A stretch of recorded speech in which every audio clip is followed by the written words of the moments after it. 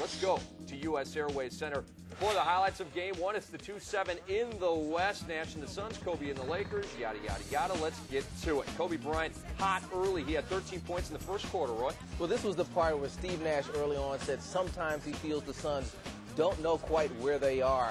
It was an early game. They were at home, maybe feeling a little bit comfortable.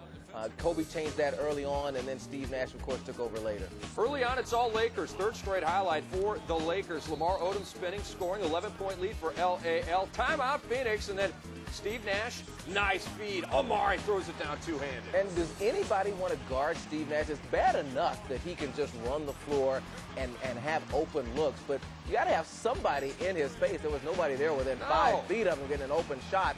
You know, he did in the press conference said that he didn't feel as if Smush Parker and Jordan Farmer gave him very much tonight. I think anyone who saw that game would agree. That bucket by Nash tied it at 37. Then Kobe just goes nuts. There's a three. Kobe Bryant's going to take this three right here, right in Rajabel's face. He had Rajabel's number in this one. And then here, the tough fadeaway over two Suns. Well, you're certainly going to see what Kobe has early on.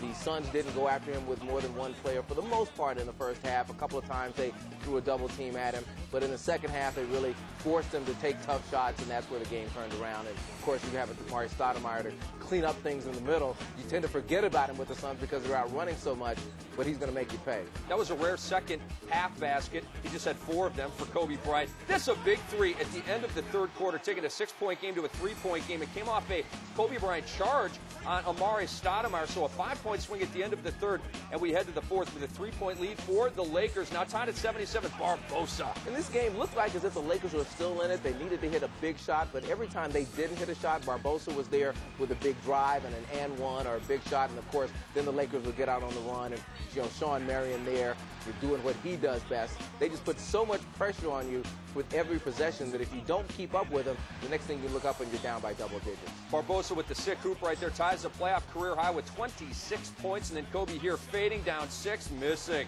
And then Kobe again, 117 to go down 6. No, that's not going to go either. And then Kobe Bryant right here. This was a quick shot. Did not like that shot selection. Says he's not tired. He still had energy, but what he didn't have was teammates who were open and giving him good looks so that he could at least try to make a play. The only play he had was to try to shoot, and of course, in the second half, that did not work. He shot the Lakers into the lead in the first half. He shot the Lakers out of the game in the second half. I'm not mad at Kobe. He's got to take the shots, but he missed 9 of 10 field goal attempts in the fourth quarter. 4 of 16 from the field in the second half after 11 of 17 from the field in the first half. So Kobe goes for 39, leads everybody. His team loses by 8, and Phoenix now leads the best of 7. 1-0 3 Suns in the 20s, led by Barbosa's 26. And as we take a look at the box score bonus, Roy, what jumps out at you?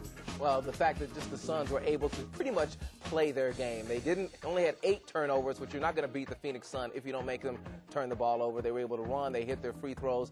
They shot 43% from the field, which is not a great percentage. And certainly you see that they didn't do well from the three-point line, hitting only 6 for 23. But the Lakers didn't put much pressure on them, and therefore they were just not able to keep up.